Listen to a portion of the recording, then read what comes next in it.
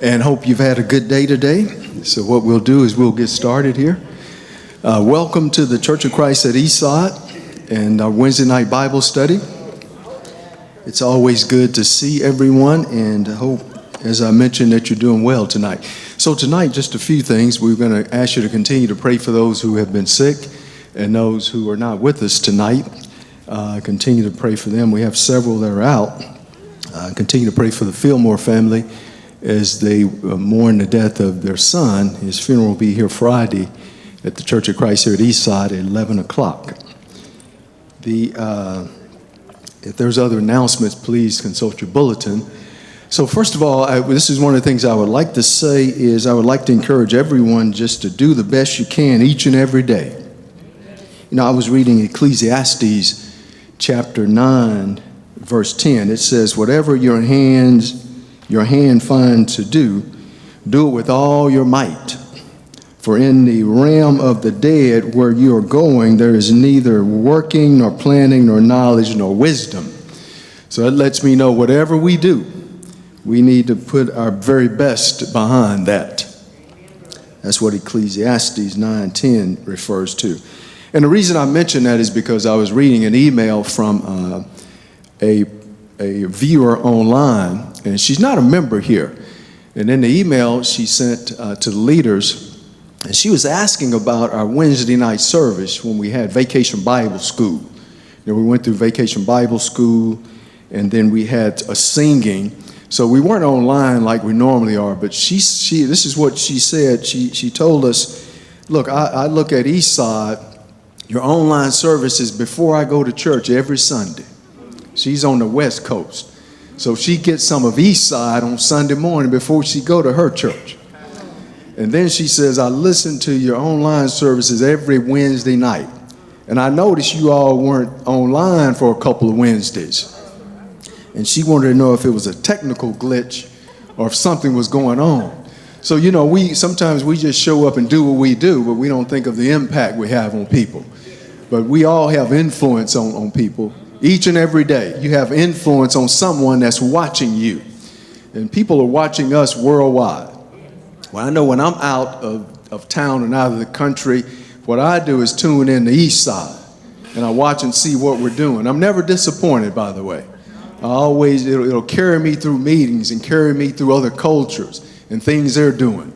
So I say just whatever we decide to do, just do the best at it because our time is limited. You know, we're on the clock. Every one of us we're on the clock tonight. And it doesn't take long to be reminded whenever we go to a funeral. That lets us know that it won't be long. We'll be on the front row one day, but it'll be a day when we'll be the center of attention, if you will. We'll be up there. And so just do the best you can. Tonight, I wanted to look at just a one chapter. And I'm intrigued by Paul, by the way. And this is going to be Acts chapter 27. I've been studying this book of Acts. As a matter of fact, Acts was the first book I really studied when I went to college. I was at Abilene Christian University, and they said, look, you're going to have to take a Bible class. And I said, I don't know about that. I'm here for English and math. And they said, no, it's required to take Bible here. So they said, your first class will be from Acts to Revelations. And I took that class and opened my eyes. And so I've been intrigued with Paul's writings for a long time. Now, Paul did not write Acts, though. And I have to keep reminding myself, he didn't write this book. And this is something we're going to see as we move through. Paul wrote 13, possibly 14 books in the New Testament. But I always have to remind myself, he didn't write Acts. It was a physician, a doctor, that wrote the book of Acts. And his name was Luke. See, Luke wrote that. Doctors writing a book. So let's get in this and look. By the way, though, before we do it, though, when I'm studying and reading, I always try to put myself into the story. Can we do that tonight? So tonight we're going to go on a mission. We're going to go on a journey, rather. It's not a missionary journey, but if y'all going to join me tonight? Yes. Y'all come on with me because we're going on this journey. Now, Paul in Acts 27, he's going to Rome. Anyone ever wanted to go to Rome? No. So we're going to Rome tonight, if you don't mind. So y'all come on with me, pay close attention, because I'm going to ask you some questions as we as we prepare to make our move. Okay, I think, Chris, if you don't mind, if you could advance that next slide for me, I'd appreciate it as I'm up here. I put this picture up here. Is it too dark to see? Can you all see that? It's a little dark, but yeah, we'll get into that. And but I asked some of the members of Eastside, some of the leaders, do you want to go on this journey? And you see how many people are on the journey, don't you? You count the number of people that want to go. There's 4. Don't forget that. There's 4 that's going on this journey, okay? And so as we go on this journey, I want you to pay close attention. 4 members wanted to go. Now, next slide is going to show us something that I want you to see also. It's Acts chapter 27, and we're going to go through and just break down the verses for the first 10. We're going to set it up with pictures and everything for the first 10 verses, and then we're going to read the rest of it. So before the journey, though, Paul is going to Rome because he's on trial.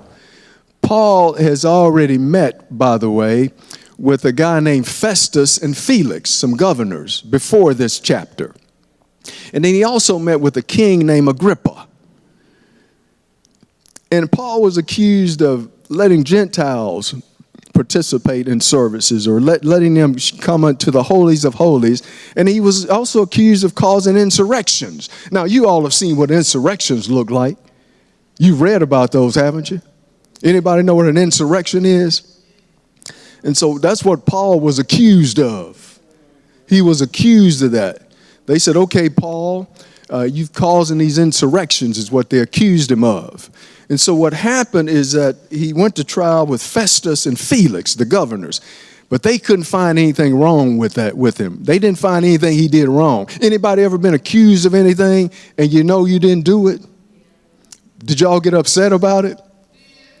So Paul was accused, and then he went to King Agrippa. Here's a king. He said, I want to hear your story. And then when Paul told King Agrippa his story, King Agrippa said, I don't find anything wrong with this guy. So first of all, he's going to Rome. You need to have a solid case. You don't want to show up in Rome and with a pretended case.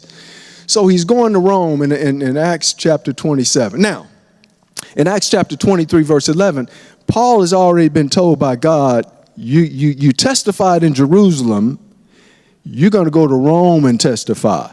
Now, he's already been told by God that this is going to happen. You're going to make it to Rome, by the way. Now, you all on this ship, you know you're going to make it. You're still going, right? What would you still go if you didn't know if you were going to make it? That becomes the question. That's where faith steps. And some of y'all are saying, no, I don't know if I would do that. We're going to get into this. So let's look at the first 2 verses here. It's what I have. Now, it says, when it was decided that we would sail for Italy, Paul and some other prisoners were handed over to a centurion named Julius, who belonged to the imperial regiment. Now, whenever I put something in red, that means we'll focus on it a little. Because here it says, when it was decided that we, who is the we? Well, it's the writer also, including himself. That is Luke. Luke is on this trip, by the way. The physician is on this trip. So Luke says, when it was decided that we would sail for Italy, Paul and some other prisoners. Do you want to sail on the trip with prisoners? Y'all okay with sailing with prisoners? So Paul is a prisoner. And it says he was handed over to a centurion named Julius. Now let's look at this, because now we're being introduced to some characters in the story. We have Luke we know about. We know what he does. Now you know what Julius is a centurion. That means he's a Roman soldier, but not only just a Roman soldier. Julius is at the top of the food chain. We're going to look and see who he was. See, because when you're taking prisoners across the water, you need someone that can guard them. And you know what? If the prisoners get away, guess who replaces their life? If the prisoners get away, then the guards will be killed. They know this, by the way. I would not want that job. I wouldn't want that. So you have Julius here. He's a centurion. And so verse 2 says, we boarded a ship for Adramytton, about to sail for ports along the coast of the province of Asia. And we put out to sea Aristarchus, a Macedonian from Thessalonica, was with us. Now you have another character introduced. You have Luke, you have Julius, and now you have Aristarchus. Can someone say Aristarchus? We need some Aristarchus, by the way, with us on journeys. Now, you don't hear a lot about Aristarchus, but this is the second or third time he's been noted in the Bible. He's with Paul, a prisoner. So when I was studying this, I said, now, why is Aristarchus, a friend with Paul, a prisoner? And Luke, by the way, why is he on this ship? What are they doing on a ship with prisoners? Well, it was okay back then. You know, they didn't have ships that left every hour on hour. You had to catch a ride when you could get a ride. So it was not unusual for common people or friends to ride along with them. It's kind of like if right now, you know, someone can be in prison. I went to visit my nephew in prison one time, you know, and I'm his uncle. So I went to visit him. So it wasn't unusual for me, a free man, to go into prison and visit my nephew. I know y'all don't know anyone in prison, but I went to visit my nephew. And so even there, it wasn't unusual for them to travel. And so just like we go to prisons to visit our friends now, they travel with their friends. So three characters, three people are introduced, Aristarchus. Now let's look at, I'm going to skip this and let's go to the next slide, Chris. Let's go to the next one after that. Because what I want to do, I'm big on trying to show us the route. When I'm studying, I want to see where did they go. I read it, but I want to see it for myself. So you see, they start down at the very bottom in Caesarea. This is where you all aboarded the ship. Now you can't get off. We're in Caesarea now.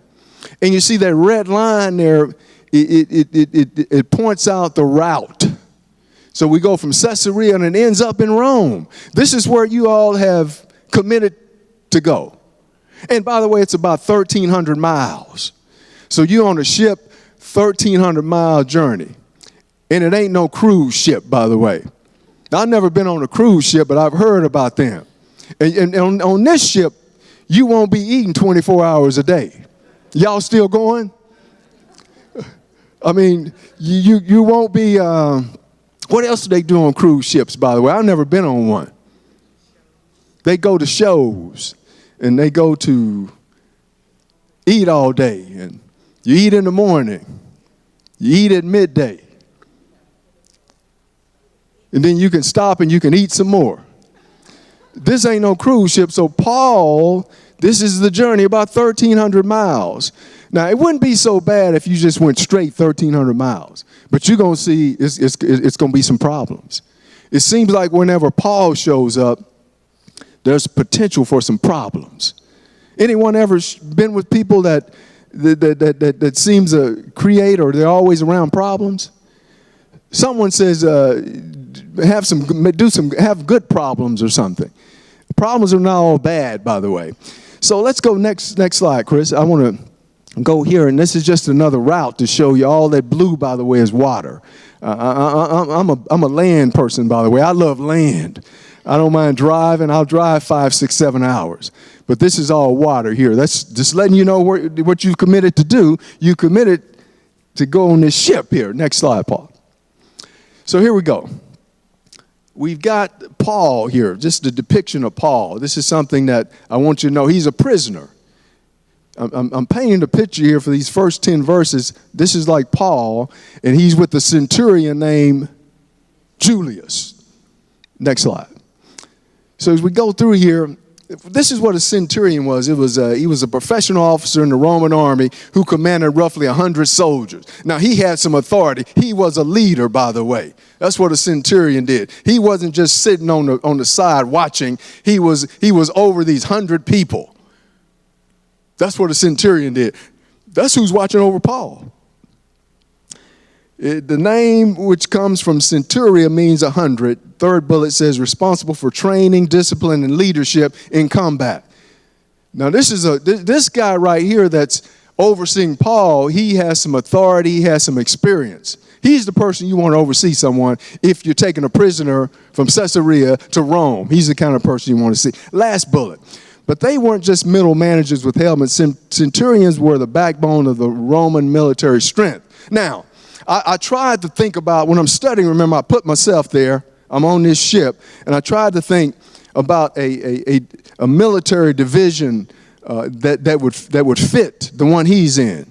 You know, we have a lot of military. We have Army, we have Navy, we have Air Force, we have Marines, we have Coast Guards, we have... Anyone else? Anything else? I don't want to forget any one of them. But I was trying to figure out which one would this be a Coast Guard? Would he be in the Coast Guard? Would he be in the Navy? I mean, the toughest part of the military.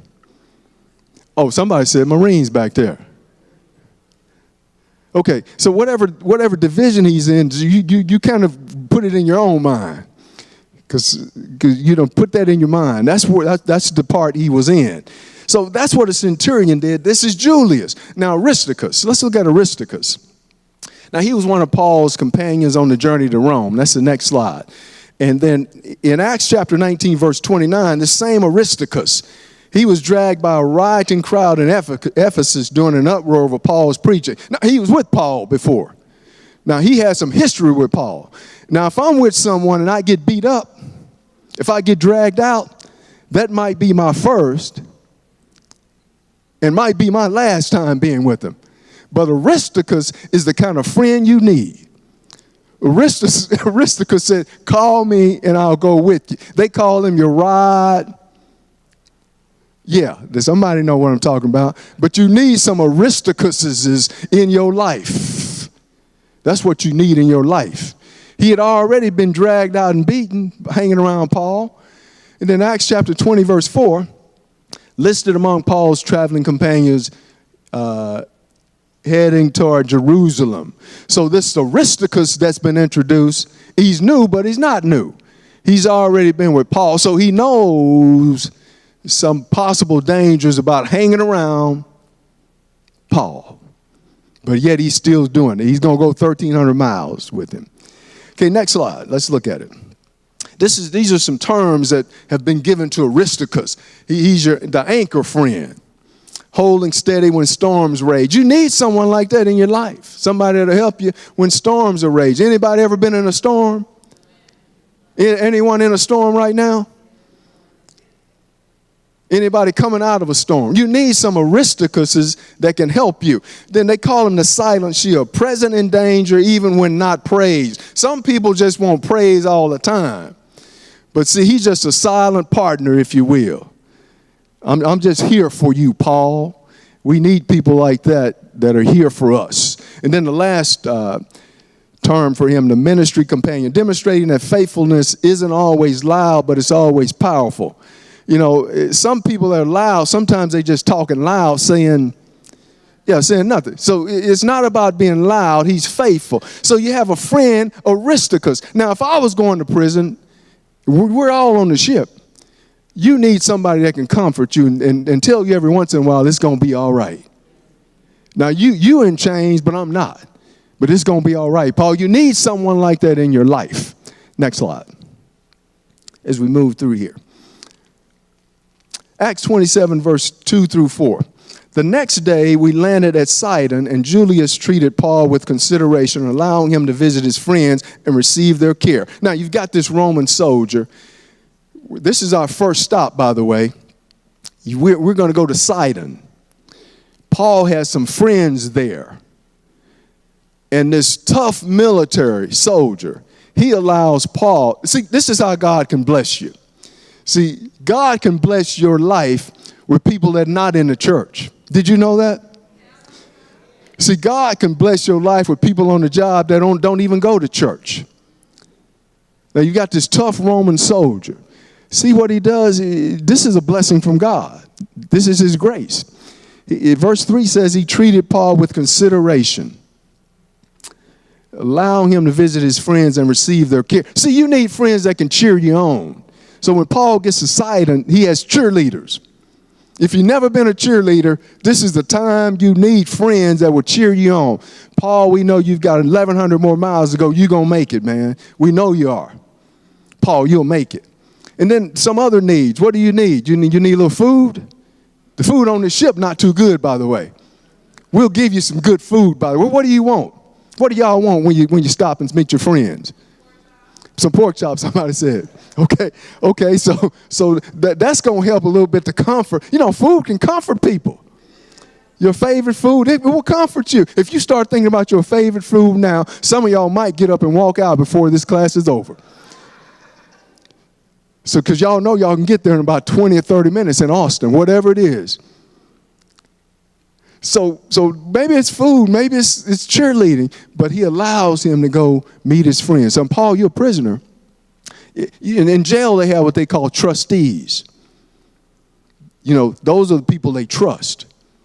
So I know a little bit about jail, too, by the way. I spent one night in jail.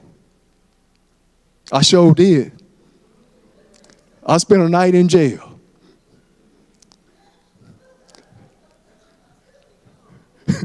Now let's move on from that right there and keep going. So y'all looking to y'all want me to finish this story up. I was 18 years old, and my college roommate, his dad was a sheriff. And he said, y'all want to stay in jail tonight? So we slept in jail that night. And it was fun, by the way, at that time, because we know we were getting out.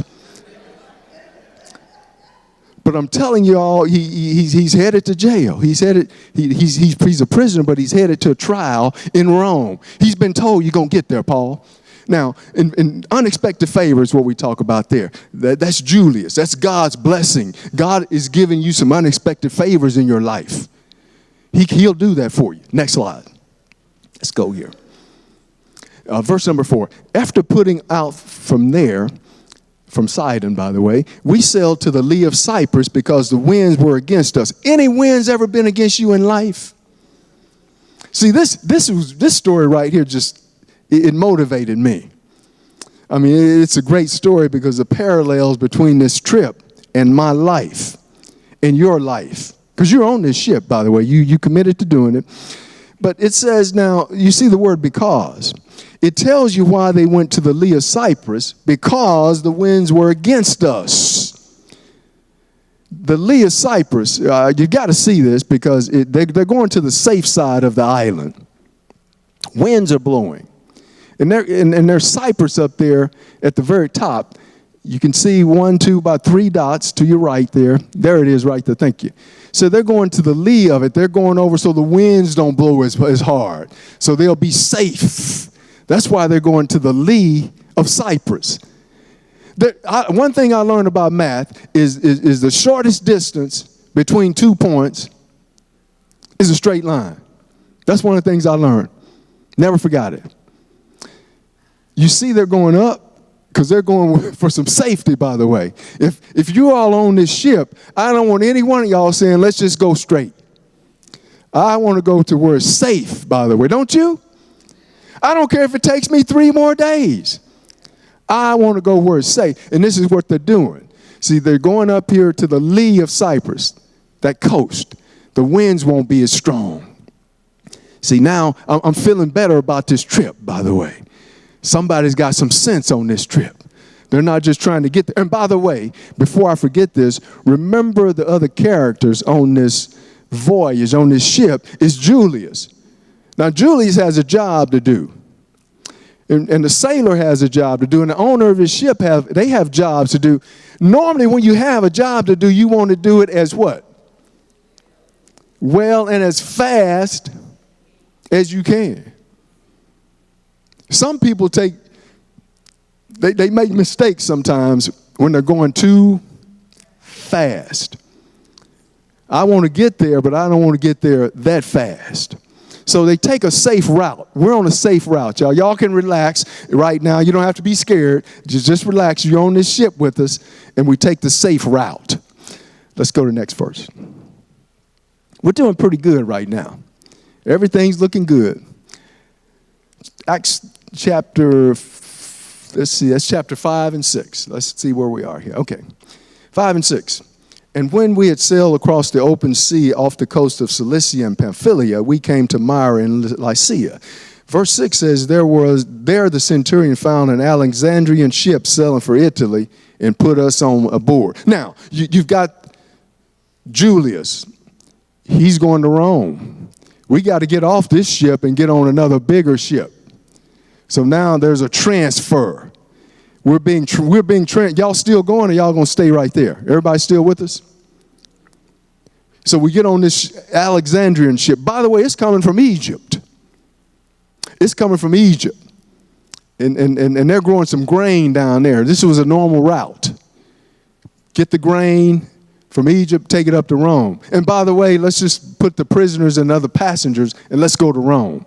That's what that means right there. So we're already through verse number 6. Let's keep going here because this trip is getting very good to me. I'm having a good time on this trip. Let's go to the next slide. Okay, we talked about the Alexandrian ships. They were very large from Egypt. So this wasn't a random boat, by the way. It was on the custom route. Next slide. Because we got a long ways to go. After sailing slowly for many days, after doing what? I want to get there. And we're going slow. Some people don't even drive slow. Some people don't even drive the speed limit. They always drive faster than the speed limit because they always want to get somewhere fast. But after sailing slowly for how many? Many days. Some people don't have patience, by the way. We need to talk about patience. Sometimes it's good to slow down. Take your time. It says that then we arrived in Cnidus. When the winds impeded us, we sailed to the lee of Crete, opposite Salmon. Now you still have these winds. Do you know the winds of life don't stop? They got through one section, and now we're going through another. But notice the winds are still blowing. We got to learn how to get through these winds and around those winds because they're not going to stop in life. So we're still slowed by the winds. I want to go fast. Well, the winds are slowing you down. And then, but after we had moved along the coast with difficulty, life sometimes can be difficult. It's not easy. It's not a straight line. Life can be difficult. And this is what this journey teaches us. And then it says, we came to a place called Fair Havens near the town of Lycia. But they're making progress. That's the one thing I can say. We are making progress. Here we go. It's slow, but we're making progress. Next slide. Here's our route again. You see, we're here. You see Crete there. We're making some progress. Keep going. Let's see where we are. Next slide. Verse 9 says, by now much time had passed, and the voyage had already become dangerous because it was after the fast. So Paul advised them. Now, see, Paul is saying, look, Paul's going to give some advice. But here's the issue. Do you take advice from a prisoner? See, so it says, so Paul advised them. You in chains here, you just a prisoner.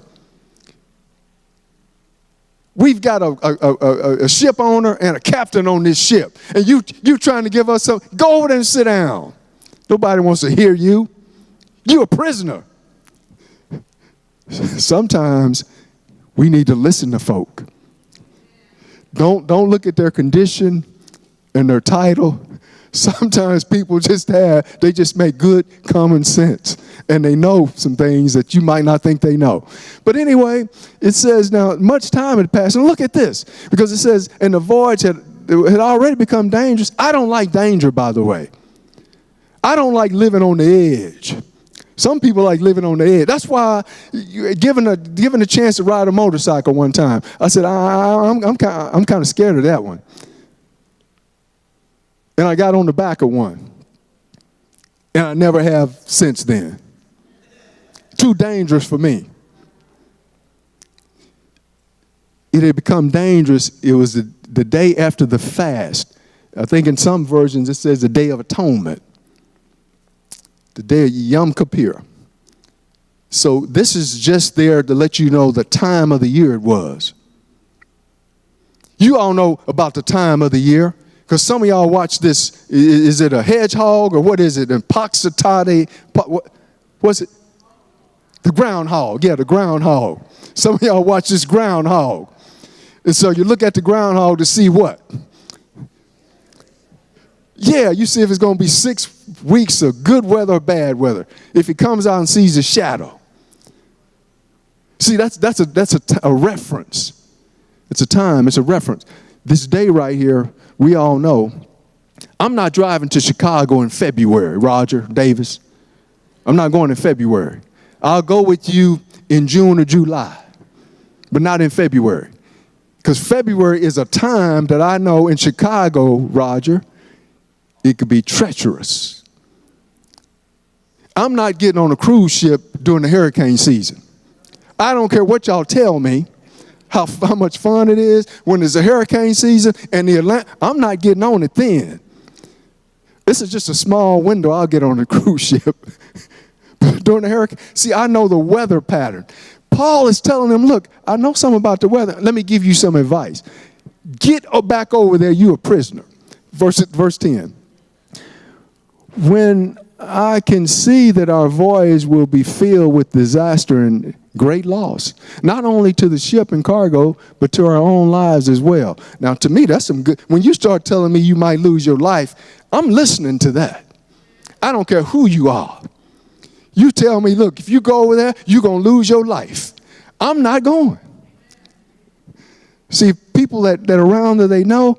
So Paul gives them some advice. Now, let's see if they take heed, if they listen to the advice. Now, this is where we're going to switch over, and let's go just to the verses here. Chris, we'll start in verse 11, and we'll just go from the Bible there in verse 11. Well, not from the PowerPoint, but we're going to see what happens if they listen to Paul's advice. And this is a lesson for us. Sometimes you have to forego who they are and listen at least. Now, verse 11, nevertheless, the centurion was more persuaded by the helmsman and the owner of the ship than by the things spoken to Paul. Uh-oh. Now look, Paul had told him, but look, this centurion say, look, man, the owner of the ship and the captain know more than you do, Paul. Nobody's listening to you. They got to get to Rome fast. They're on a mission. Who do you listen to is the question. Who would you listen to? Would you listen to Paul, who's a prisoner? Or would you listen to the owner and the captain of the ship? After all, they're the captain. They've taken this route before too. Who would you listen to? I asked that question in one class. Half the people say, I listen to the owner and the captain, because the captain driving the ship. Paul ain't. Paul been shipwrecked. He was shipwrecked a total of 3 times. Now they may have not known. You know it now. So somebody that's been shipwrecked 3 times, you probably, if you knew that, would listen to him. And he survived it. Okay, next verse. It says, and because the harbor was not suitable to winter in, the majority advised to set sail from there also, if by any means they could reach Phoenix, a harbor of Crete opening toward the southwest and northwest, and winter there. Now, just a couple of things here. It wasn't suitable for them to stay there. But then it says the majority advised. Do we always follow the majority? Every once in a while, we need to consider the minority. So sometimes we get into a habit of just following where everyone else goes. That's our nature sometimes. But it says the majority advises, we got to get there. We got to get to Rome. Let's go. Next verse. Verse 13 says, now 13, sometimes people say 13 is an unlucky number. They say that's a bad number. That's what they say. But when verse 13 comes around, it says, when the south wind blew softly, supposing that there had supposing that they had obtained their desire, putting out to sea, they sailed close to Crete. Now, we've talked about this before. Paul says, look, it's going to be some problems. They said, get back over there and shut up. Sit down. We followed the captain and owner. But then, when the south wind blew softly, here it comes. Everything peaceful. Oh, yeah, we can go now. Ain't no problem. What you talking about? You know, I'm looking at the front. What are you talking about? It's going to be an issue. Look at this soft wind. Just blowing softly. Yeah, we can go. Next verse. Then he gets into, but not long after. Isn't that the way life is? It starts out slow, easy. You get out there. But it says not long after that soft wind. It doesn't take very long. It says a tempestuous headwind arose called a Eurocyclone. This is like going from just an easy wind to a hurricane. All of a sudden, but you out there in that water, eased off the bank, and then all of a sudden, here comes the hurricane. What we gonna do? Next verse. It says, so when the ship was caught and could not head into the wind, we let her drive. In other words, we don't have any control. The wind's just blowing the ship. Now, this is about the time I get scared. Because the soft wind, I was okay. But now you not even driving the ship, Captain. You sitting back here with me. Well, ain't nothing I can do. So they just let it go, and it just went on its own. They couldn't control it. Next verse. And running under the shelter of an island called Clauda, we secured the skiff with difficulty. So they're trying to maneuver this. When they had taken it on board, they used cables to ungird the ship, and fearing lest they should run aground on the Syrtis sands, they struck sail, and so were driven. We're still being moved. Let's go. We're moving. We're going to get there faster than we thought. Let's go. Next verse. And because we were exceedingly tempest-tossed, the next day they lightened the ship. We got to get some stuff off this ship. And this is a lesson for us. Sometimes we got to lessen our load in life. There are some things we ought to be getting rid of. You know that? We got to lessen some things. It might be, you might want to lessen and get rid of. What do y'all need to get rid of? Tonight. What about tomorrow?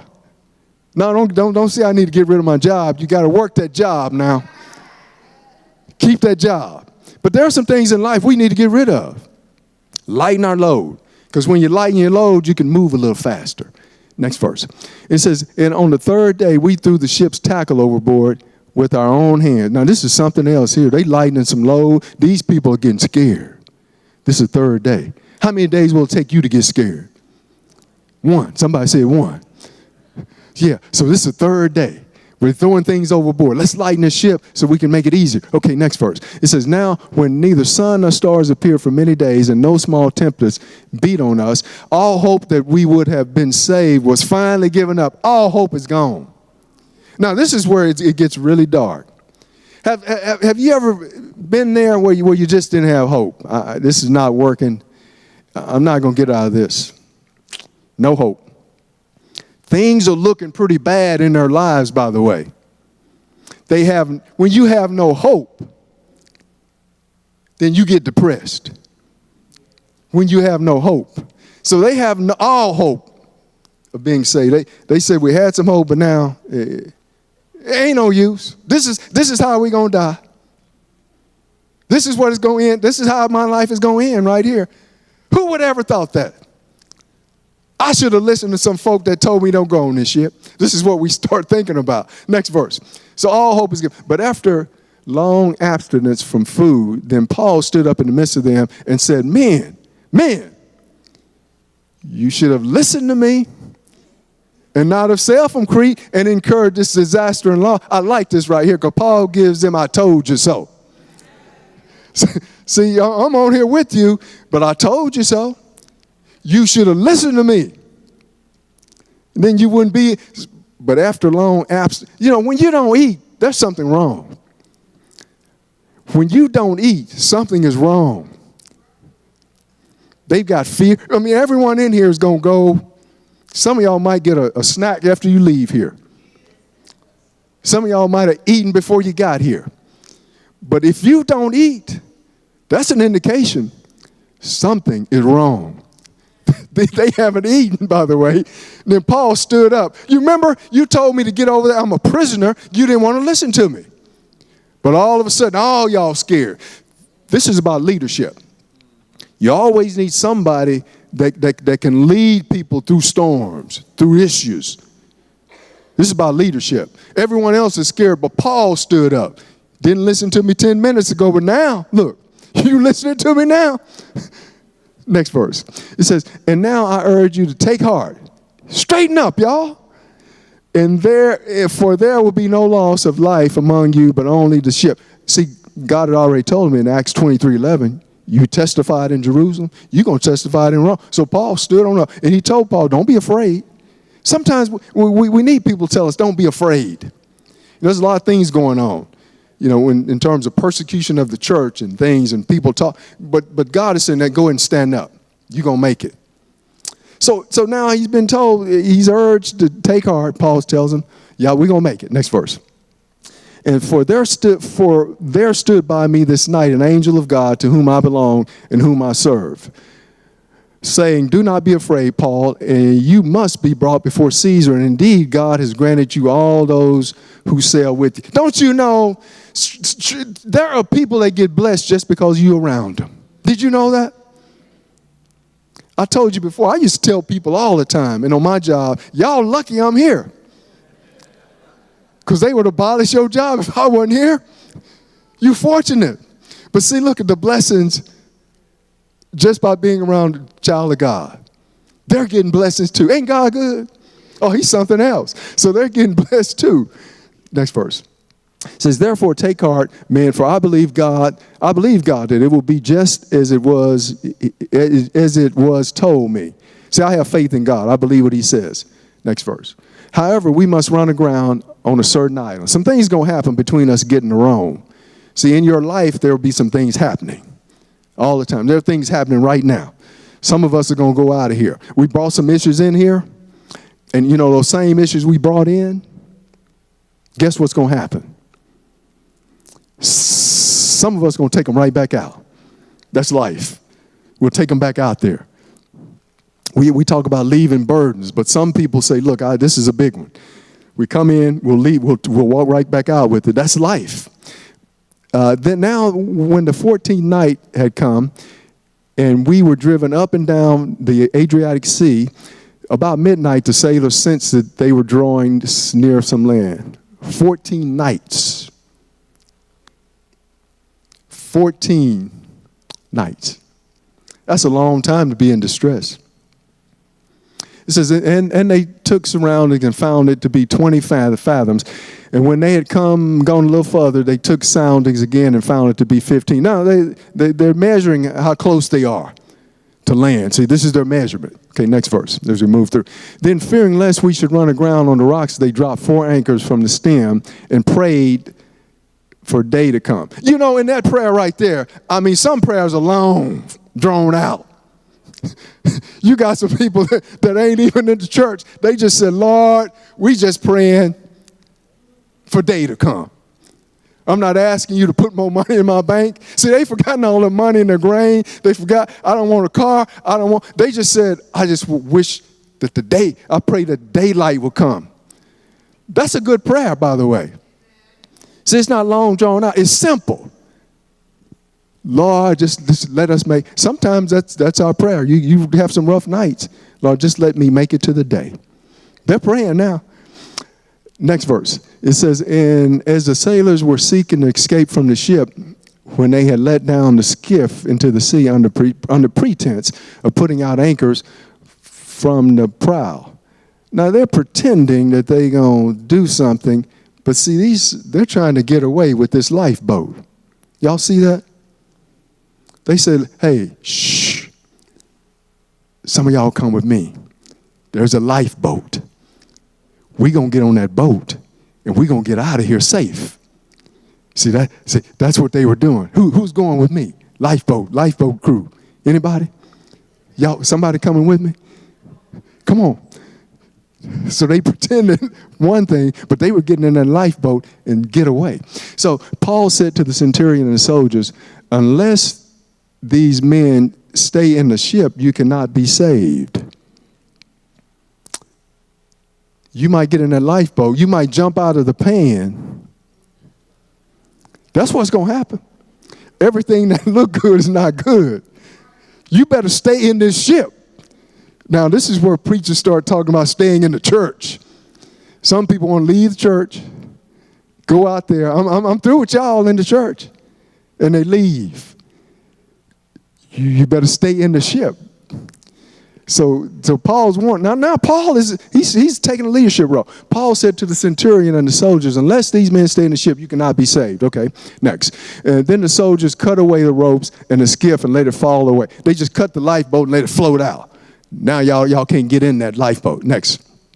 And as the day was about to dawn, Paul implored them all to take food, saying, today is the 14th day you have waited and continue without food and eat nothing. You haven't eaten in 14 days.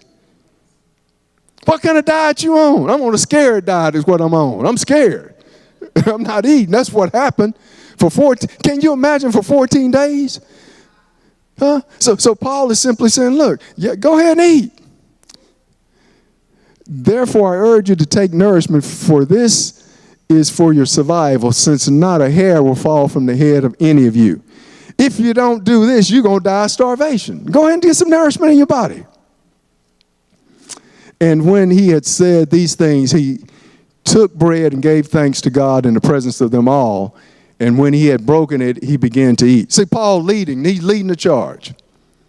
You know, I'm going to show you first. Y'all wasn't listening to me back then, but let me lead you and show you some things. You're going to listen in the end. Next thing. And then they were all encouraged and also took food. Now, they're encouraged now. That's what leadership does. When you're rock bottom, if you're a leader in your home and things are looking down, you stand up and you tell everyone, we're going to make it. It's going to be okay. That's what leadership. Everyone's encouraged now. And the reason I know they're encouraged because they're eating. They're good. And in all we were 276 persons on the ship. A lot of us on that ship, by the way. Next verse. And it says, so when they had eaten enough, they lightened the ship and threw out the wheat in the sea. I'm full now. I'm eating now. I'm okay now. Next verse.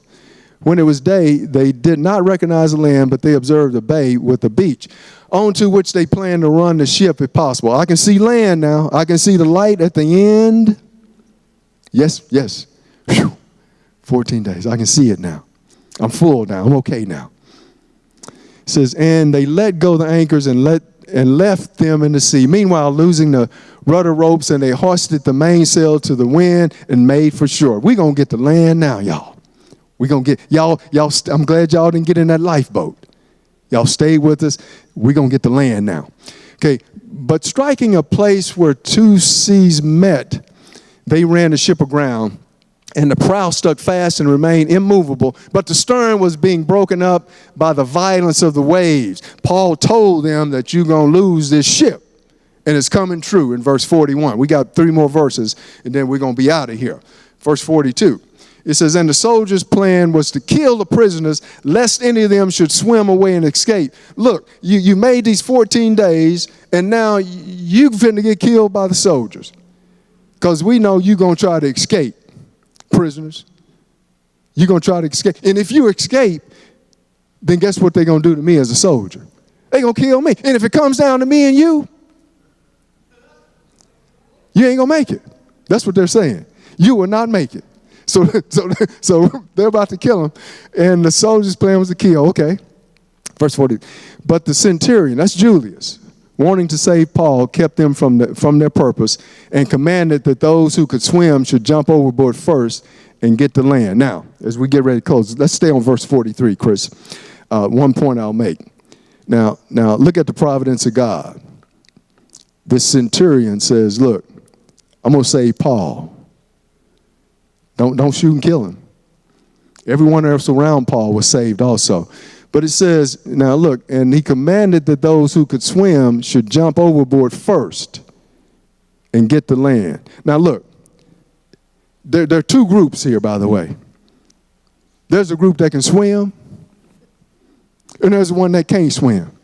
But see, first he tells them, if you can swim, just go ahead and jump overboard and swim to land. Now, which group are you in, A or B? You in the swim group? Would you be in the first group swimming to land?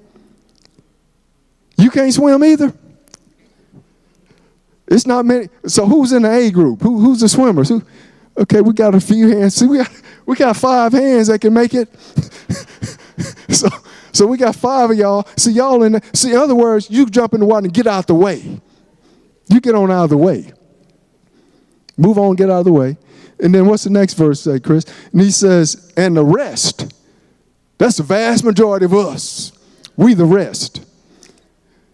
Some on boards and some on parts of the ship. So what's ever floating out there, you go ahead and grab your board. And you just is it called a dog paddle?